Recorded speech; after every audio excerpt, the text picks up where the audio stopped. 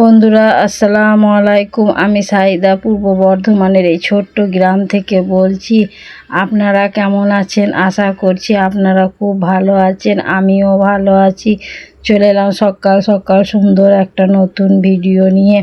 আর এই কদিন ভিডিও আমি ছাড়িনি, কেননা আমার ভিডিওতে খুবই কম ভিউজ আসছে, ওই জন্য একদমই ভালো লাগেনি ব্লগ দিতে। কিন্তু আমার ছেলে আমাকে দুদিন ধরে বলছে, মা তুমি ব্লগ দাও, তোমার ব্লগে আমাকে ভালো লাগে, তোমার ব্লগ দেখতে, তুমি দেখবে আস্তে আস্তে ঠিক ভিউজ বাড়বে। তো ছেলের কথা মতন আমি আবার ব্লগ চালু করে দিয়েছি। আর ওই ঘরটা গুছিয়ে নিয়েছি, আর এই ঘরটায় গুছিয়ে নিচ্ছি। এখন কালকে খুবই রোদ করেছিল, তো সেই জন্যই দুদিন এখন মশারি টাঙাইনি। আর রোদ করুক, আর এই পানি প্রতিদিন এই পানি আর ভালো লাগছে না। এত পানি সৃষ্টি ছাড়া একদম ভালো লাগছে না, তো রোদটাই ভালো লাগে। আর এই দিক দিয়ে কাপড় আর সব কাচলে চটপট শুকিয়ে যায়, নাহলে বৃষ্টির মধ্যে একবার কাপড় মেলো একবার তুলো, একটা চাপ হয়ে গেছিলো। তো রোদটাই মানুষ রোদ গরম আর বর্ষা কোনোটাই একটানা হলে মানুষকে ভালো লাগে না। একটানা মানুষকে শীতও ভালো লাগে না, বর্ষাও ভালো লাগে না, গরমও ভালো লাগে না।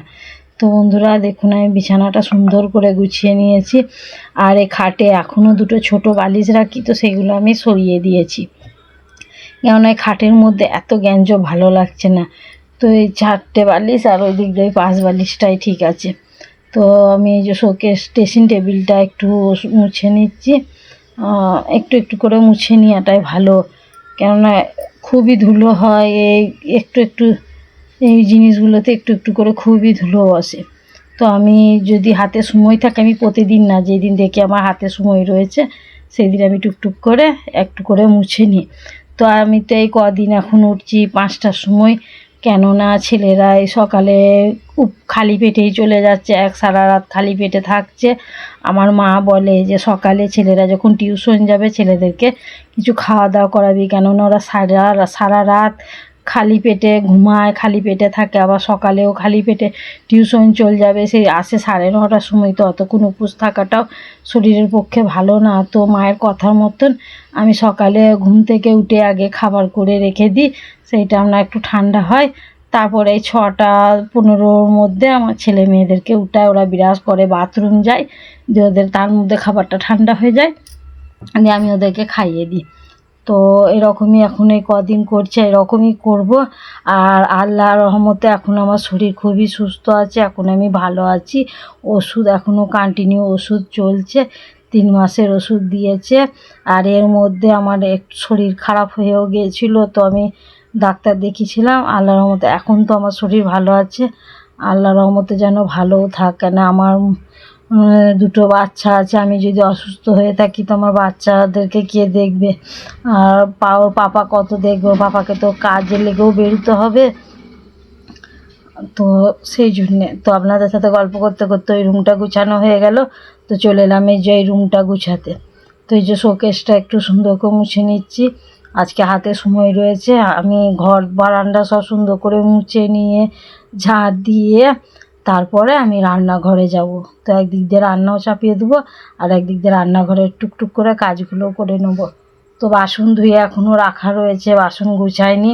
এর মধ্যে আমি জামা কাপড়গুলোকে ভিজিয়ে দিয়েছি, আর টুকিটাকি জামা কাপড় যেগুলো হয় তো সবই ভিজিয়ে দিয়েছি, কেননা ছেলেরা এই যে বিকেলে একটু যদি বাইরে বেরোয় খেলা করে, তো আমি ওদের ঘেমে যাই বলে আমি ওদের জামা কাপড়গুলো আজারে দিই, এদিকে কাঁচা ধোয়া জামা পরিয়ে দিই, কেননা আমাকে ভালো লাগে না সন্ধে আবার। হ্যাঁ, আর বন্ধুরা আমার ছেলে মেয়েদেরকে আমি এই 1.5 মাস হয়েছে, আপনাদের সাথে আমি শেয়ার করিনি, এই 1.5 মাস হয়েছে, শেয়ার করেছি কি না তাও জানি না, আমি বুঝতে পারছি না।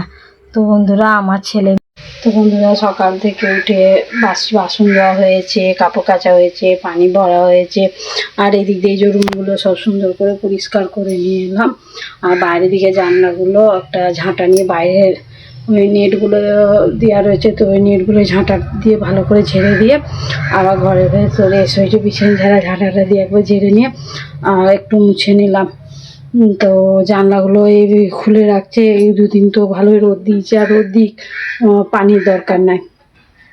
সেই জন্য জানলাগুলো একটু পরিষ্কার করে নিলাম। তো বাসনগুলো এখনও গুছানো হয়নি, ধুয়ে গামলার মধ্যে রাখা রয়েছে, বাসনগুলো গুছিয়ে নিই।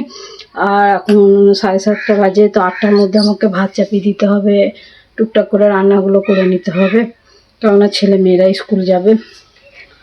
আর ফ্রিজে কালকে বড় বেগুন নিয়ে এসেছিলো, আর টমেটো, আর কিছু নিয়ে, আর হ্যাঁ আদা শেষ হয়ে গেছিলো, আদা নিয়ে এসেছে। তো কালকে আদা রসুন সব পেস্ট করে আমি ফ্রিজে স্টকে রেখে দিই, কেননা প্রতিদিন আমি বাটা ভালো লাগে না, তো আমি একবারে রেখে দিই ইমার্জেন্সির জন্য, যদি রাত্রেবেলা বেশিরভাগ আমরা রান্নাবান্না মাংস টাংস রান্না করি, তো সেই জন্য।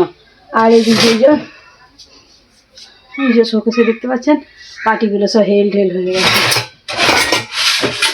তো কোনো জায়গা যদি এরকম অগোছালো হয়ে থাকে তো আমাদের চোখে পড়ে, আমি শোকের মধ্যে সঙ্গে সঙ্গে আমি সেগুলো গুছিয়ে নিই, কেননা আমি একদম অগোছালো পছন্দ করি না।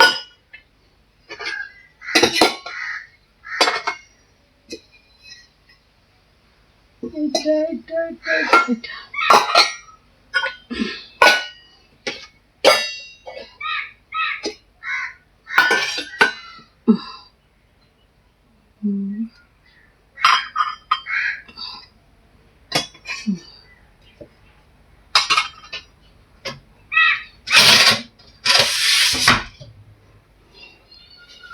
তো সব গুছিয়ে নিলাম। এখনও ঘর বারান্দা ঝাঁট দিইনি, তো রান্নাঘরটা পরিষ্কার করে নিই, দিয়ে ঘর বারান্দা রান্নাঘর সব ঝাঁট দিয়ে নেবো। আর ঝাঁট দিয়ে আমি মুছে নিই, কিন্তু এখন মুছবো না, কেননা যখন ছেলেমেয়েরা স্কুলে যায় তখন ওরা গোসল করে, দিয়ে ভিজে পায়ে আরে আসে, তখন খুব ঘর বারান্দা নোংরা হয়ে যায়। তো ওদেরকে একদিন স্কুল পাঠিয়ে দিয়ে আমি ঘর বারান্দা মুছে নেবো। আর এখন আমার ছেলে মেয়ে নেই, ওরা টিউশন গেছে। আর এখন অনেক কাজ পড়ে রয়েছে, রান্না সমস্ত কিছু পড়ে রয়েছে, তো আমি টুকটুক করে সব কিছু করে নিই। আর বাইরেই দেখুন কাপড়গুলো কেচেছিলাম, স্কুলের ড্রেসগুলো আমি কালকে বিকালে কেচে দিয়েছিলাম। আর মেয়ের এই আরবি পরতে যায় প্যান্টটা আর এই জামাটা আর ওই গেঞ্জিটা, জামাটা কাল রাত থেকে পানি খেতে যেয়ে জামায় পানি পড়ে জামাটা ভিজে গিয়েছিলো, তো ওইগুলো আমি আজারে দিয়েছিলাম, যে সব কেচে দিয়েছি। আর এখন কলে পানি নেই, কল সব পরিষ্কার। আর ঘর বারান্দার এই যে কী অবস্থা, তো আমি এগুলো সব সুন্দর করে গুছিয়ে নিই, তারপর আবার আসছি।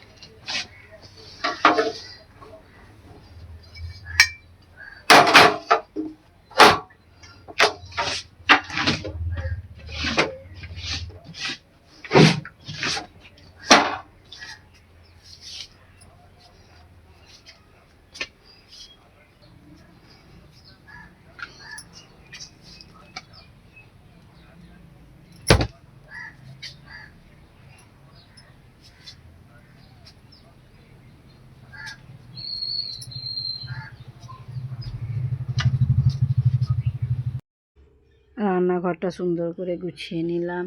এরপরে চালটা ধুয়ে এনে ভাতটাও চাপিয়ে দেবো।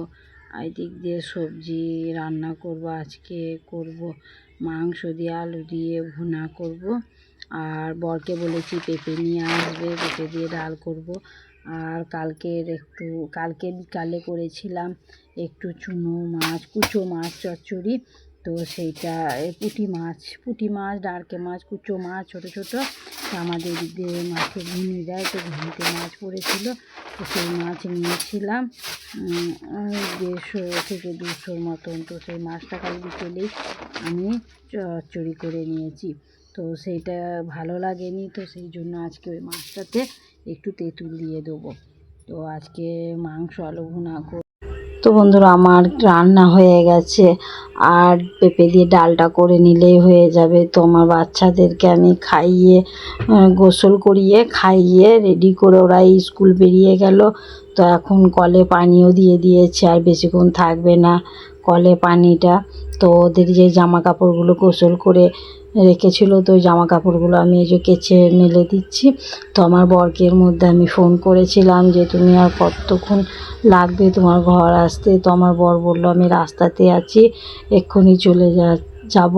তো এলে আমি ঝটপট পেঁপেটাও রান্না করে নেবো, কেননা এত রোদ করেছে আজকে। তা সেই জন্য। বা রান্নাঘরটা তো আমার এমনিতে ছোটো টিনের রান্নাঘর, আর এই ফ্যানটা যে আজ কতদিন খারাপ হয়ে গেছে কি বলবো। এখন কি সুন্দর রোদ করেছে, কিন্তু এই 1-1:30টার সময় করে এত ঝড় আর এত বৃষ্টি চলে আসবে কি বলবো। এই জামা কাপড়গুলো কিছু শুকাবে, আর আমি গোসল করেও কিছু মেলে দেবো। তো গোসল করতে বসবো, আর সেই সময় এত ঝড় বৃষ্টি চলে আসবে। তো কখনো রোদ কখনো বৃষ্টি, এ নিয়ে আর পারা যায় না। তো বন্ধুরা আমার এই দিক দিয়ে সব কাঁচা হয়ে গেল, তো আমি এগুলো মেলে দিই, আর ঘর বারান্দাগুলো আমি এর মধ্যে মুছে নিই।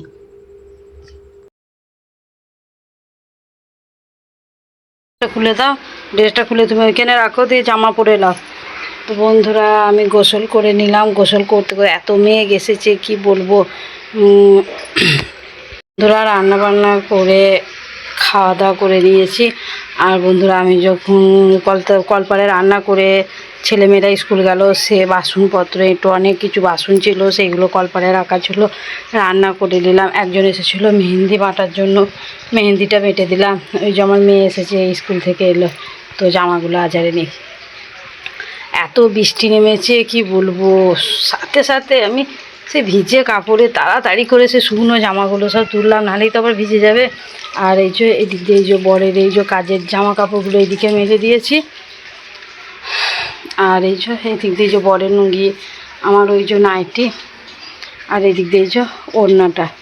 তো কি করব, আর কিছু দিয়েছি খাটের ডান্ডায়, কিছু খাটের ডাঁটে দিয়েছি। এই ঘরে আমার বর ঘুমুচ্ছে, টিভির ঘরে আমার বর ঘুমুচ্ছে, তো ওই ঘরে খাটের ডাঁটে অনেক জামা কাপড় মেলে দিয়েছি। আর এই ঘরটা একটা ছেলের প্যান দিয়ে দিয়েছি। তো থাক, আর মনে করছিলাম একটু বৃষ্টিটা একটু ধরেছে, দেখবেন কি অবস্থা। এই যে সাথে সাথে বৃষ্টি নেমে গেছে। মেঘের অবস্থা এখনও খুব ভালো না, ইয়ে হয়ে রয়েছে। আর আমার দাঁড়াও, আমার ছেলে স্কুল গেছে, ওকে আমি ছাতাও দিইনি, রেনকোটও দিইনি, কী করে যে স্কুল থেকে আসবে তার ঠিক নাই। এত মেঘ করে রয়েছে। ট্রেনটা হেঁটে গেছে কী করে, দাঁড়া, এত মেঘ করে রয়েছে, টেনশন হচ্ছে। এখন বাজে এই 1:30টার মতন, আমার মেয়ের পরীক্ষা চলছিল, তো তাড়াতাড়ি চলে এসেছে। তো ওকে খেতে দিয়ে দিও, ও আবার খেতে যায় না, ওকে আমাকে হাতে করে খাইয়ে দিতে হয়। মন মর্জি, কোনো সময় যদি মন যায় তা নিজে হাতে খায়, না আর আমাকেই খাইয়ে দিতে হয়। তো স্কুল থেকে এলো, মিমি আবার ফ্যানটা চালিয়ে বসো। তো ওকে আমি খাওয়া দাওয়া করে দিই। বন্ধুরা আর বেশি ব্লগটা বাড়াবো না, আর আমাকে খুব ঘুম পাচ্ছে। আমি মেয়েটাকে খাওয়া দাওয়া করিয়ে মেয়েটাকে সাথে করে নিয়ে একবার ঘুমাবো। আর 3টের সময় ওর আরবি পড়া আছে, তো দেখি তখন ওকে আরবি পড়তে পাঠিয়ে দেবো। তো বন্ধুরা আসসালামু আলাইকুম, টাটা।